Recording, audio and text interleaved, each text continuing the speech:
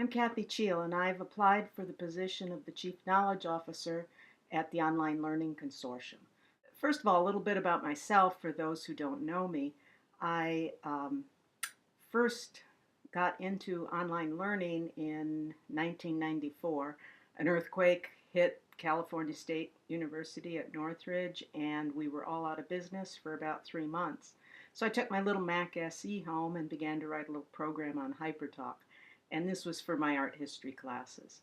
And then soon I was working on HTML and discussion boards and other kinds of shareware. And by 1999 began to teach fully online and took over really developed a unit called the Office of Online Instruction to implement our first learning management system. And in particular, what Northridge wanted was to solve their problem about retention as far as not having enough classes for general education. Students simply weren't graduating because they couldn't get into enough sections.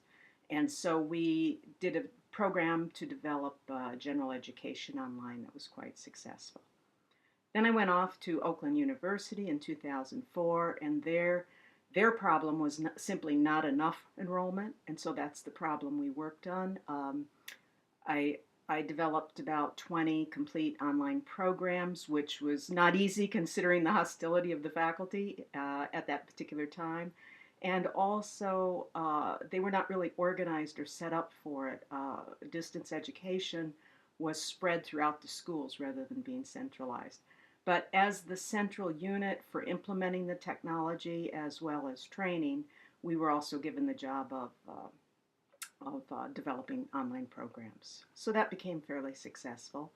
In 2012, I moved to San Jose State University, and there again, back to the California state system, we're at the problem of over-enrollment and how to give enough students access to the courses they need when they're not funded by the legislature. So there I worked on the MOOC project with Udacity, and that became fairly well known, and it promises to solve some of the issues, but it raised a lot of other issues as well. So I do think of online learning as a problem solver, and I've always seen Sloan C, as it was formerly known, as the premier professional organization to promote online learning. So in summarizing this introduction, I would like to point out that even though I believe that online learning solves definite problems of pedagogy, my students never had been as active as when I started teaching online, and they've never written as well either. So after 20 years of teaching the lecture format, I was extremely happy to find such a good pedagogy that worked for me, and for other faculty that I then began to train. So it definitely solves pedagogical issues, and it also solves problems of cost and access. And I've worked on that for the universities that I've worked with. But now the rate of change is going so fast in the educational world, and top government officials are getting into the act, as Governor Jerry Brown had with our initiative on MOOCs, that now as never before, we really need a professional organization that can keep on top of these changes. Now I'd like to talk to the 5 areas that have been designated as the responsibilities for the Chief Knowledge Officer. The first area of responsibility is that of product development leadership. And I think I can speak to this quite well. Since '99, when I introduced, maybe it was in 2000, I introduced WebCT at Cal State North. Ever since then, I had been the one responsible for actually creating, writing up help documents, and presenting the workshops on those particular LMSs. And then when we introduced video conferencing, Illuminate, the same thing. Scantron, I've done workshops in Moodle, all of the Adobe products such as iMovie, which I'm using right now, and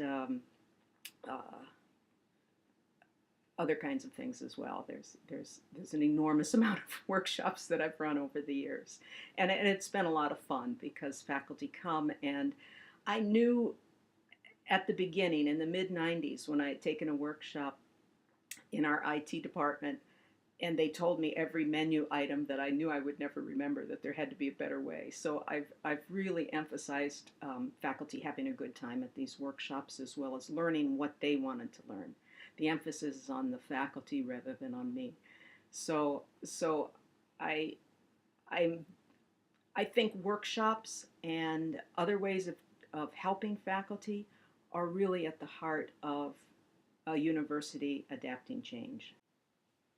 So workshops and the Institute are a very important part of our product development, as are the conferences and the publications.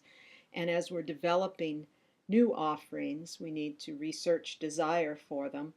We need to pilot and then decide whether they're working or not before we increase or decrease. I've heard this from the OLC staff and believe that it's a good way to go. I'd like to have all of our 5 pillars or our major themes looked at in some detail. The quality of online pedagogy, innovations in teaching, the cost effectiveness, the access for all, retention engagement of faculty and staff. I'd like all of these things to be looked at and uh, unified in a particular way among our intellectual offerings. This could be done by grouping the content under particular themes on the web pages or on our other publications and announcements. And it could also be done in the planning stages where you are judging each new product development against those particular themes or pillars.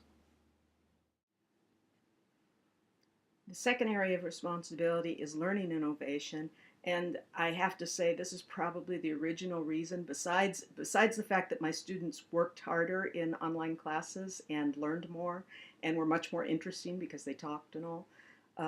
Besides that, I think the other main reason I got into this field was because I just fell in love with software.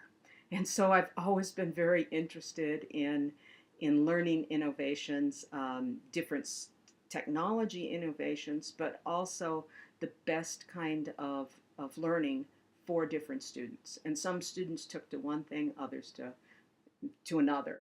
I've tried out each new technology as it came along, LMSs, and then there was the hype over the iPod initiative I think that was at Duke. There was Second Life, which was a lot of fun to get into.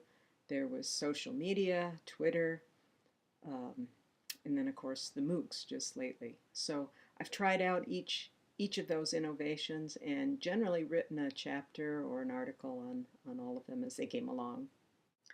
I think what we could do for learning innovation in the OLC is to research new technologies such as adaptive learning products, report in the blog about new trends, keep the board advised about the positives of new trends, minus the hype, because there's been hype with each of these new trends. The third responsibility is that of quality enhancement, and that's particularly important. I've always worked with faculty on enhancing their courses and their programs. We had a complete faculty development program that gave stipends like most universities, and then most of the faculty at Oakland, at any rate, came and saw me one-on-one, and we talked about how to make their courses better, and then they'd come back once they'd made them, and we went back and forth. I was a very early proponent of the Chico rubric for that reason. There are so many changes you need to make when you're developing a course that it is important to use some kind of scale. So our scorecard has done incredibly well. We might want to consider making that a little more elaborate for the different kinds of courses that are coming down the road. We're going to have MOOCs, adaptive learning, competency-based programs, all have somewhat different criteria. I'm not sure whether it would be worthwhile or not, but it'd be an interesting idea to explore as to whether we need to differentiate different types of programs, because I think that's what's going to happen more and more in the future. Also, maybe we could extend a scorecard to the upper administration, upper leadership, who are just starting to plan an online initiative. not so much in terms of an individual program, but an entire university initiative, which is different than just a scorecard for a program. So that's another idea that I'd had.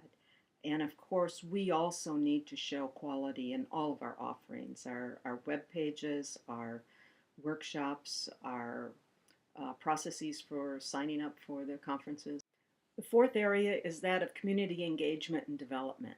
And this is an interesting area. I think right now the Online Learning Consortium really appeals to faculty and instructional designers, but that's just part of the community as well as the university. So I think we could extend our reach to, as many have talked about, to leaders in the university, presidents, provosts, CIOs, and also deans, as well as academic technology leaders. I've worked with business leaders a lot in the past because I was working in a university that was very much part of the local community. So it was part of our mission, really, to speak to leaders in the areas around us. So in the Silicon Valley at San Jose, I was invited to give talks to all kinds of business organizations who were interested in the field of online education, either for their organization or because in some tangential way they were allied with online education.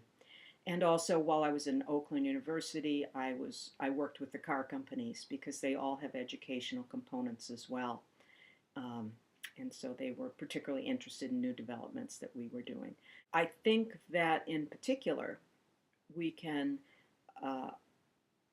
offer much more specific kinds of things for graduate students. I'd like to see a graduate student IELO. Also for academic leaders, I think we can do seminars, and I know some people have said that, well, presidents wouldn't come.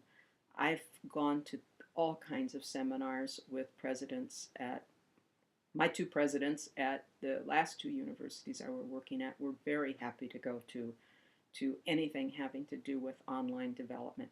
And they were willing to take a team of people because they wanted their deans to see what could be done and to encourage their deans. I think more and more presidents are going to be thinking along those lines. And if you have universities that have some of their leadership that need convincing, I think we can help do that. Also, I think for our advisory services could be extended quite a bit. I'd like to see work done on bringing in board members as well as other well-known OLC members, and specifically state on the web pages what different people can offer. And the last area of responsibility is one I'm particularly fond of: publications and research. I think we're doing a great job with the journal, particularly the special editions. I'm really happy to see the articles and the one book that's come out.